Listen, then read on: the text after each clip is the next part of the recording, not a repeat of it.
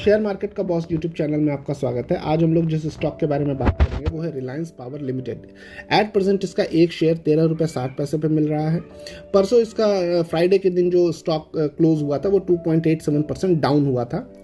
प्राय share market गिरा हुआ था तो सभी शेयर नीचे ही थे। रिलायंस पावर जो है वो पावर फील्ड में काम कर रहा है इंडिया में। ये इंटरनेशनल एक कंपनी है और ये अपना एक पावर जनरेशन के फील्ड में बहुत तेज़ी से ये ग्रो कर रही है। माना जाता है कि इन फ्यूचर ये कंपनी बहुत जल्दी सरकारी कंपनियों को टक्कर देने लगेगी पावर जनरेशन के फील्ड में। तो चलिए हम लोग इसके कुछ इंपॉर्टेंट डेटा के बारे में स्टडी करते हैं। एट प्रेजेंट इसका मार्केट कैपिटल है 4,607 करोड़ रुपीज़। अब 5 साल पहले इसका मार्केट कैपिटल इससे कहीं ज़्यादा हुआ करता था, 13,000 करोड़ का था। कर्ज देखिए, 5 साल पहले इसके ऊपर कर्ज था 32,000 करोड़ का और आज के तारीख में कर्ज है 23,114 करोड़ का। अब इस चीज़ को कंपेयर कीजिए इसके मार्केट कैपिटल से। मार्केट कैपिटल की तुलना में इसके ऊपर जो कर्ज है वो 5 to 6 टाइम्स है। ये बहुत ज़्यादा है, मतलब ये कंपनी कर्ज के तले डूबी हुई है, ठीक है ना। इसका ROE वैल्यू और ROC वैल्यू भी बहुत ही पुअर है, 5% और 4.5% है। 15% इसके ऊपर होना चाहिए था। तो यहाँ भी ये कंपनी बहुत नेगेटिव साइन शो कर रही है। प्रमोटर होल्डिंग इस कंपनी का अगर आप देखिए तो 25% है केवल।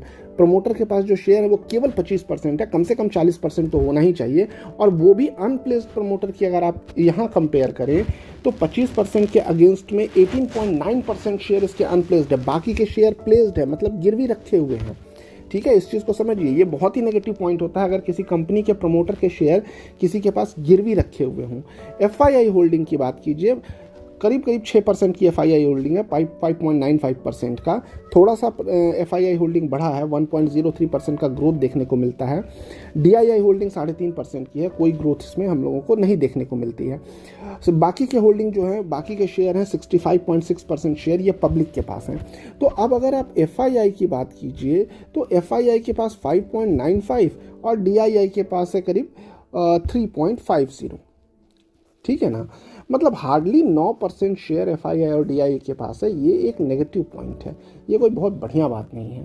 तो यहाँ अभी तक जितने भी डेटा हम लोग देख रहे हैं ये सब के सब हम लोगों को नेगेटिव डेटा ही शो कर रहे हैं। पिछले कुछ सालों का अगर हम लोग इसका चार्ट देखें तो हम लोगों को यहाँ भी बहुत ही ख़राब रिजल्ट देखने को मिलता है। देखिए, किसी समय इस कंपनी का शेयर इस जगह पे ट्रेड कर रहा था, 110 के आसपास में इस कंपनी का शेयर हुआ करता था। आज देखिए ये धीरे धीरे गिरते गिरते गिरते गिरते यहाँ पर आ चुका है। तो इतनी भारी भरकम गिरावट हम लोगों को देखने को मिल रही है, ये डाउनवर्ड साइड का है। तो ऐसा शेयर जो 100 रुपये से घट करके आज 13 रुपये का हो चुका है, उसमें पूरी कैपेसिटी है कि वह 13 रुपये से घट के 3 रुपये का भी हो सकता है।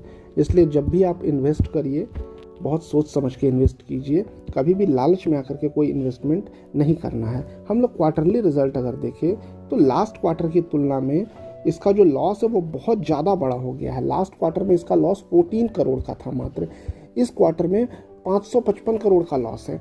अब आप देखिए यहाँ पर ये इसका प्रॉफिट एंड लॉस है। देखिए यहाँ पर ये प्रॉफिट में हुआ करता था, फिर ये लॉस में आया। लॉस बहुत बड़ा नहीं था कि उसको लेकर बहुत बड़ी चिंता की जाए, बड़ा था, बहुत बड़ा नहीं था। फिर उसने लॉस को कम किया था दिसंबर 2021 के क्वार्टर में, लेकिन अब ये जो लॉस है ये 555 करोड़ का, ये ह्यूज लॉस है, बहुत बड़ा लॉस है। तो यहाँ हम लोगों को अलर्ट होकर रहने की ज़रूरत है। अगर हम लोग ईयरली डेटा देखें प्रॉफिट एंड लॉस का, 2012 से लेकर के अभी तक के डेटा हमारे पास इस चार्ट में मौजूद हैं। ये देखिए, ये 2012 में इसका जो है ये कंपनी 867 करोड़ रुपए इसके प्रॉफिट में थी। अगेन 1000 करोड़ का प्रॉफिट, 1000 करोड़ का प्रॉफिट, फिर 1000 करोड़ का प्रॉफिट, ऑलमोस्ट 900 करोड़ का प्रॉफिट, 895, फिर 1000 करोड़ का प्रॉफिट, फिर 840 करोड़ का प्रॉफिट। और यहाँ से ये कंपनी लॉस में आना शुरू करती है पहली बार यहाँ 2019 में इस कंपनी को ऑलमोस्ट 3000 करोड़ का लॉस होता है, और फिर ये लॉस 4000 करोड़ का हो जाता है। फिर ये कंपनी किसी तरह खुद को संभालती है और ये 229 करोड़ का प्रॉफिट देती है, लेकिन फिर ये लॉस में कन्वर्ट हो जाता है। मतलब ये कंपनी सस्टेन नहीं कर पा रही अपने जो प्रॉफिट है उसको। शेयर होल्डिंग पैटर्न हम लोग देख चुके हैं। देखिए, प्रमोटर के पास आज की तारीख में 24.9% शेयर हैं, FII के पास हार्डली 6% शेयर हैं, DII के पास 3.50% है, गवर्नमेंट के पास बहुत ही कम है। इसका जो मेजोरिटी ऑफ शेयर है 65%, ये पब्लिक के पास है। तो ये बहुत कंसर्न का चीज़ है। पब्लिक के पास बहुत हाई परसेंटेज ऑफ शेयर होना एक कंसर्न का चीज़ होता है, ये बहुत अच्छी बात नहीं मानी जाती है। अगर हम लोग इसका टेक्निकल डेटा देखने की कोशिश करें तो देखिए ये एक मिड रेंज परफॉर्मर कंपनी है। और अभी अगर हम लोग इसको डेली चार्ट पे देखें तो यहाँ ये न्यूट्रल साइन शो कर रहा है। वीकली चार्ट पर अगर हम लोग देखें तो अगेन यहाँ पर हम लोगों को ये न्यूट्रल साइन शो करता है, और मंथली चार्ट पर अगर हम लोग देखें तो यहाँ थोड़ा ये बुलिश साइन शो कर रहा है। वेरी बुलिश नहीं है पर बुलिश साइन है, तो यहाँ थोड़ा सा एक पॉजिटिव पॉइंट हम लोगों को देखने को मिल रहा है। कोई हाल में कोई बड़ी न्यूज़ नहीं है। रिसर्च की अगर हम लोग बात करें तो किसी ब्रोकिंग हाउस ने भी हाल में इसको लेकर के कोई कॉल या शॉर्ट पोजीशन की सलाह नहीं दी है। ब्लॉक डील को अगर हम लोग देखें 27 मार्च को लास्ट टाइम 2017 में ब्लॉक डील हुई थी। अभी बहुत दिन हो गए इसमें कोई ब्लॉक डील या बल्क डील हुए। बल्क डील की भी बात कीजिए तो देखिए 17 सितंबर 2021 को लास्ट टाइम बल्क डील हुआ था। तो ब्लॉक डील और बल्क डील में भी कोई हम लोगों को बहुत इंपॉर्टेंट डेटा यहाँ नहीं देखने को मिलता है। ये शेयर होल्डिंग पैटर्न है जो हम लोग ऑलरेडी देख चुके हैं। देखिए ये है पब्लिक का परसेंटेज, इतना बड़ा ये पब्लिक के पास है शेयर। ये शेयर है प्रमोटर के पास, ये शेयर है FII के पास, ये शेयर है DII के पास। तो FII DII के पास बहुत ही कम अमाउंट ऑफ शेयर है।